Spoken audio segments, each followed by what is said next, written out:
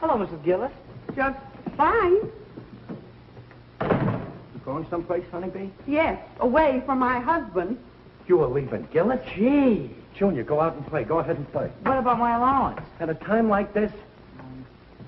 Gee, honeybee, you're leaving Gillis after all these years? No one will know how I've suffered. No one. Well, what happened? Please, don't make me talk about it. I'd rather suffer in silence. Honeybee, what happened? Junior said that you... Peg, she'd rather not talk about it. She and Gillis. Oh, no. Oh, you poor dear. Dear, did you have words? Honeybee, did he hit you? What happened? Have some coffee. It'll give you strength. Food choked me. Oh, you don't know what I've been through. The abuse. Gosh, I thought that you and Gillis got along pretty good. Yeah, outsiders don't always know. I never want to bother other people with my troubles. That's the way I am. Yes, dear, well, if you'd rather not talk about it. Do you know a good lawyer, a cheap one? Gee, honeybee, you and Gillis are our best friends. We got married together. We came to California together. If you should split up, He took the best years of my life, and he's going to pay for it. Now, you mustn't do anything rash. Maybe after you've thought the whole thing over... Yeah, you've got to think the whole entire situation over. Does he know that you're going to your mother's? Oh, I can't go home to my mother. She's coming to live with us. That's what started all the trouble. He said he won't let my mother into the house. He did? Oh. She left Brooklyn today on a fast bus. Oh, well, you better get home and patch things up before This she gets... can never be patched up. Ah, now you can patch it out. You've been married for 17 years. You're not going to throw it all away because of a silly little quarrel. No, I'm going to talk to Gillis. Oh, wait a minute, Peg. Don't mix in. Gee, it would break my heart if Honeybee and Gillis split up, but, well, in a thing like this, they got to make their own decisions. I've made my decision, and I want my maiden name back. After all, I've still got some good years left. Yeah, well, I think I better talk to Gillis. Peg, it's their lives. What hotel are you going to stay at, dear? Oh, I couldn't stand a hotel. I'd get so lonesome. So I thought, well, if I wasn't imposing... You want to come here? Well, of course you can. It'll only be for a couple of days or so till I get him out of our house. Yes, dear. Well, there's a nice cot in the spare room. A cot? Oh, well, thank you, Peggy. You're a real friend. And I won't be any trouble, you know that. You just forget it, dear. Take your things and come on inside and be comfortable. Oh, and Monday, when my mother gets here, I'll rent another cot. Oh, you'll love my mother. You won't even know she's in your house.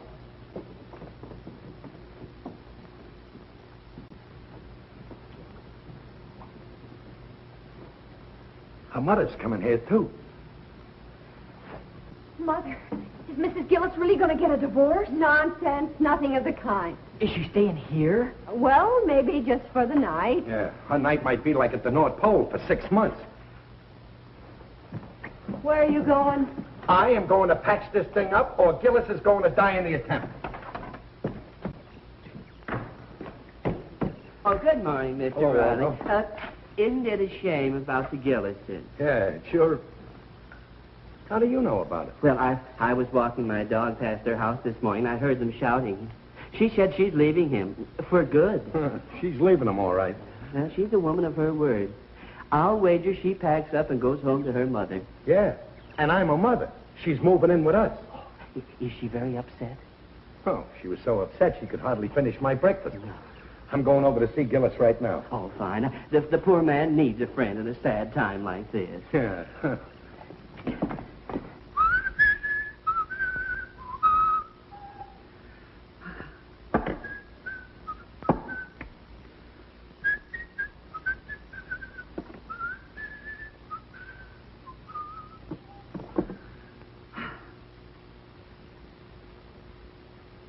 James Madison Gillis, you're beautiful. Hey, Gillis, where are you? Come in, Riley. I'm in the boudoir. Hiya, pal. Hiya, Gillis. Hiya, Waldo. Mr. Gillis. What brings you so bright and early? Oh, we found out about the bad news, pal. Bad news? About your wife leaving you. Oh, yeah. Ain't that great? Gee, Gillis, you're brave. Making out like you're happy when all the time inside you got a broken heart. Are you kidding? I never felt better. But your wife, she left you. She'll be back in a couple of 3 days. I planned the whole thing. You what? I got a sore on purpose. You did? Sure. I figure once a year, every married man should ought to get away from his wife for a few days. Yeah, but... So by her leaving, I'm getting away without going out of the house. Yeah, but that ain't right. Of course it's right. Even a criminal gets time off for good behavior. She's got a point there, Waldo. Yeah. After all, we only work 8 hours a day at the plant. We get a week's vacation off. If a guy works at being a husband 16 hours a day, he's entitled to a couple of days off. Well, the way I feel about the institution So of now, marriage... I got a couple of nice quiet days all to myself, with maybe a poker game with the boy, and eating the kind of food I like, Yeah. not what Honeybee likes. But she is eating what I like. Huh? Your wife moved in our house. No kidding. Well, that's a horse on you, pal. Yeah? Well, it's your horse, and get her in your stable. Well, I'd like to help you, pal, but I don't like mixing into my friend's troubles. But Mrs. Gillis is your wife. Yeah. I ain't responsible for what my wife does. She's over 21. Believe me, she is. Do you know what else? Your mother-in-law is moving in with us Monday. You think you've got trouble now? Wait till her mother catches you smoking in your house. Wait a minute, Gillis. Just because you have a fight with your wife is no reason that I should get the custody of your mother-in-law. Can I help it?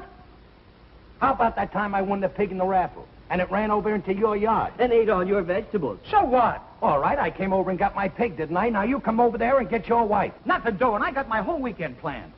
Legally, you're liable for any expenses Mr. Riley incurs. There's your wife's room and board. Yeah, $25 a day. For living in your shack? And Mr. Riley, you can sue for nuisance value if Mrs. Gillis creates any nuisance in your home.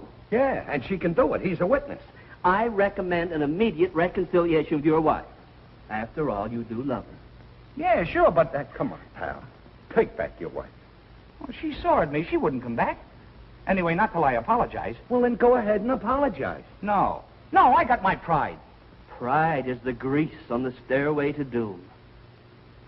Huh? Either you take back your wife this very minute, or you and me are through. You got to choose between me or your wife.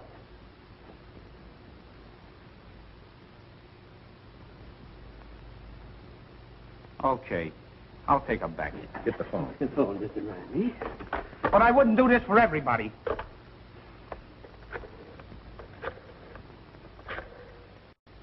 But I hope this whole thing taught you a lesson A lesson? about married parents. Oh, Daddy. When the home busts up, everybody suffers, especially the kids. Well, that's true. They say 1 out of every 5. Of course, you and Junior are lucky. Your parents are not only husband and wife. We're very fond of each other. I think you're both terrific, Daddy. Well, it's because we respect each other. It's give and take, that's what it is. Say, Pop, this came in the mail for you. Mail for me? Well, it's a box, so it can't be a bill. What is it, Daddy? That's what I want to know. Dad, here's a list for the grocery. Now, I want you to tell Mr. Greenspreckle that... What's that, dear? You got me, Dumpling. Fragile. Say, Pop, can I have my allowance? I'm broke, son. Bro, you got paid 2 days ago. Oh, yeah. Ain't it gorgeous? What is it? It's a beer mug. What's the matter with this family? Ain't you got no culture? It's a mustache cup. A mustache cup. Yes. For trimming and keeping my mustache neat. I bought it a couple of days ago, but they had to put my initial on it, see? Why did you get it? You don't have a mustache. Well, I might get one. A lot of things happen around this house under my nose. Do you get it under my nose? You'll get it if you start raising a mustache. And if you're so interested in growing things, why don't you do a little work in the vegetable garden once in a while? Oh, thank you not to compare the backyard with my upper lip. Say, Pop, what'd it cost? Why don't you go out and play, Junior? Yeah, what did it cost? Oh, a few cents. A few cents. Yeah, about 35 cents. Not $3.35. Yeah, how did you... Peg, it's not right to spy on your husband. Oh, when are you going to stop throwing away our money on useless junk? I throw away money. Well, that's a good one. You're the one that's extravagant. I'm extravagant. Well, I like that. Sure you like it. That's why you do it. Will you give me one instance when I'm extravagant? Well, I gotta go out now. No, you don't. We're going to settle this. When was I extravagant? Well, how about the time you bought those table mattresses? Table mats. And what's wrong with that? The best people use them. Well, I want to spill my soup on the tablecloth like the common people. Oh, yeah. You don't have to worry. You don't have to get down on your knees and plead with the laundryman to deliver the laundry on time. Well, then don't plead with the laundryman. Do it yourself. You got plenty of time. You're home all day. Oh, now I neglect the house. All I said was that you're home all day. Of course I'm home all day, working my fingers to the bone. I mean, you don't have to get in a crowded bus to go down to your job. When you get up in the morning, you're right at work. Yeah, all I do all day is I get up at 7, and I get your breakfast, and I pack your lunch. Then I get the children's breakfast. Then I get them off to school. Then I do the dishes. Then I make the bed. Then I clean up the rest of the house. Then I have to go shopping and buy food on the kind of money you give me. Then I come home, start supper, serve it, do some more dish. Oh, yeah, I got plenty of time. That's what I said. You got plenty of time. Oh, you men are all alike. All you think about is yourselves. I'm selfish. Before I was extravagant, now I'm selfish. I didn't say you were selfish. I'm at the plant working 8 hours a day, working my head to the bone. Comes my payday, I get my pay.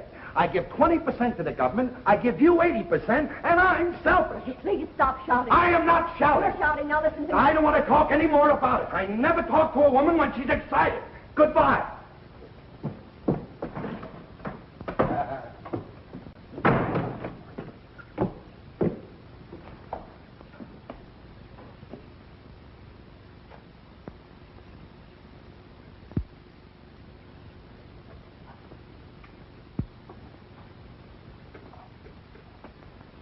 What a lovely mustache cup. That mustache cup started the whole thing. What? The blow-up with Peg. Oh, really?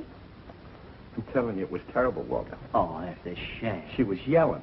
She was screaming. Is Mrs. Riley very high-strung? Yeah. Today, for the first time in 17 years. She's always been low-strung. Oh, that is too bad. I'm telling you. She's really sore at me. Oh, I'm so sorry. Look out, you guys. Oh, be careful. I never saw such a temper. What's the cot for, Mr. Gillis? For my wife to sleep on. Oh, but I thought you and Honeybee made up. Sure, we're made up. So she clips me for $10 to go out buying hats, while I'm stuck home here getting the house ready for that mother of hers. Honeybee sleeps in his cot, her old lady sleeps in his bed, and I'm breaking my back in the living room on that chaise lunch. What's this? Oh, that's Mr. Riley's mustache cup. Mustache cup? Mm-hmm. Give me that. At least you're going to be sleeping on the chaise lunch tonight. And the way Peg carried on, I might be sleeping on the couch tonight. Well, don't tell me your troubles. You unloaded my wife on me, and I ain't forgetting it. You're responsible for the whole thing. You was nasty to Honeybee, and she probably poisoned Peg's mind against husbands. That's quite possible. Oh, Go on. Peg don't need no help from me to hate you.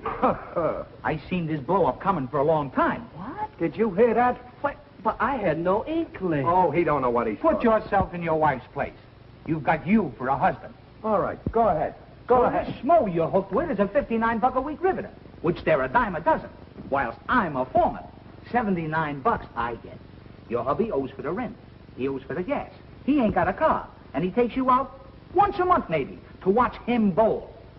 He lets her bowl sometimes. You slave all day keeping house for this big slob, until one day you get fed up to here. So what do? You pick a fight with him, and he runs out of the house, which any good lawyer can prove is desertion, right? Mm-hmm. Oh, well, in a way. You see? Bingo. A divorce. Oh, no. No, you're wrong, Gillis. Gee, Peg and I... Peg loves me. Oh, I think he's exaggerating the whole thing. I hope so for his kid's sake. Poor little urchins. Don't you worry about my little urchins. My home will never bust up. Why, I bet Peg's right there now, counting the minutes till I get back. All I'm saying, Mr. Greenspreckle, is that the cabbage that you sold my daughter is wilted. The tomatoes are spoiled and the bread is stale, and I think you ought to make good. What did you call me?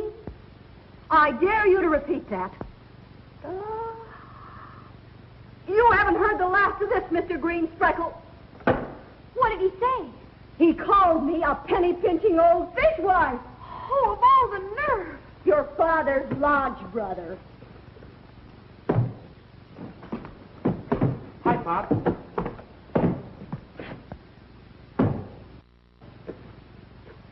Say, Urchin. I mean, Yep. Junior. Huh? Were you in the house just now? No, why? Well, you see, your mother and me... Well, I just was wondering what kind of a mood she's in. Did you two have a fight?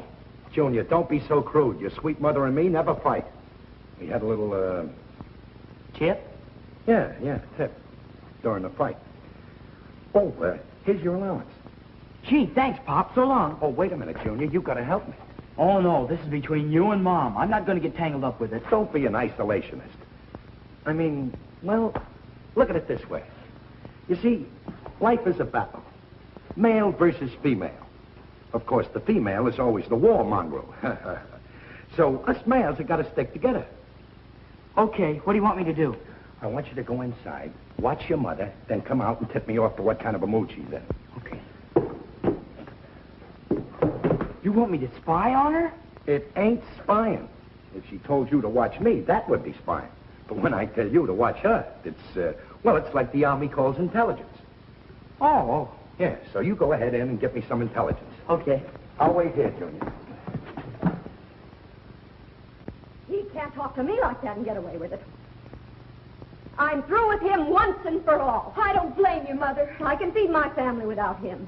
Yeah, sure, he's riding high and mighty now, but he'll miss me later on. He can come crawling on his hands and knees. I won't go back. Gee. There are plenty of others who'll appreciate me. Gee, Pop. Mom said... She said she's through with you.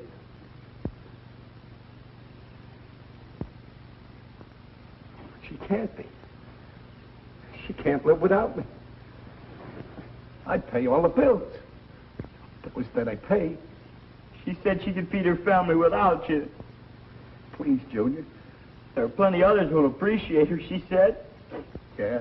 Well, I'll murder the first guy I catch appreciating her. Mr. Riley. Oh, Waldo. I'm trying to make up with my wife. Here? Well, I got a plan, see? Oh, Junior, did you do it? Yeah, I got a big box of glazed fruit. $5. Peg loves glazed fruits. Oh, yes, they're delicious. I told him to rush it right over. Good. This may do the trick. Now, yeah. Now, did you tell him to put the note in like I said? Yeah, the note's going to say, let bygones be bygones. But you should have signed your name, Pop. Oh, she'll know it's from me. Anyway, it's cuter this way. Women are all romanticists at heart. Yeah. Hey, here he comes. Come with me.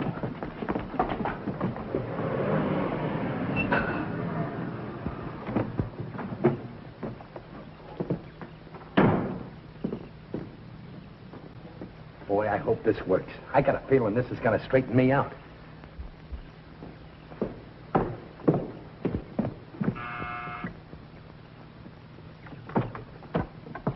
Yes? Package, ma'am, from Green Spreckles. Oh, indeed. There's a card. Let me see that. Let bygones be bygones.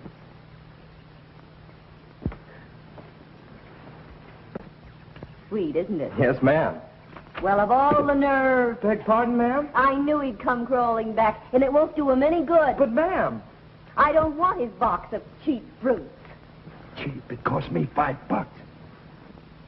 I'm through with him. As far as I'm concerned, he never even existed.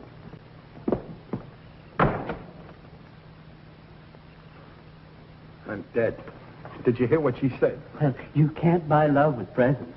No? No. You go in there, throw yourself on your knees, and plead. I'll plead anything.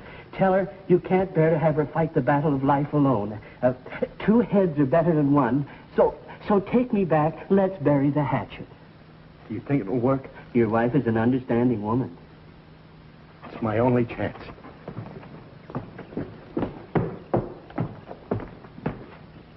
Did you ever hear of such nerve? No, Mother, I certainly didn't. Sweetheart, Peg, darling, please Riley. forgive me. Take me back. What? One head is better than two, so bury the hatchet in my head. Will you act your age and get up off the floor? Oh, Peg, I know it was a terrible thing I did this morning. What was that? Don't you remember? No, dear, I had such a mixed-up day. I had a fight with a grocer, and, gee, I don't know. Well, ain't you sore at me? So? Why should I be? Well, I don't understand. If you ain't sore at me, why did you send back the glazed fruits? You sent them. Oh, I thought they came from Green Freckles. Hey, I sent them back. Sure, I sent them. Aw, darling, you were sweet to think of me and send... Chester Riley, what have you been up to? I ain't been up to nothing. I just sent you the fruit on account of the fight we had. What fight? The fight we had this morning. We didn't have a fight this morning. We never fight. Peg, I ought to know if I've been in a fight. Oh, will you stop being silly? I know that we were not in a fight this morning. And I'm telling you that we did have a fight this morning because I'm extravagant. You're not extravagant. Yes, I am. Oh, well, don't be stubborn about I it. am not stubborn. Stop shouting. I am not Look, Peg, I'm going to tell you something. What are we fighting about? I don't know. You mad at me? Of course not. Well, then, give me a little kiss. Gee, talk me into it. Riley, the children. Oh, yeah. Hey, come here, kid. You know something? You've got a wonderful mother. You're telling us. You know it, Daddy. It sure was a happy day, the day that you proposed marriage to me. Listen to him.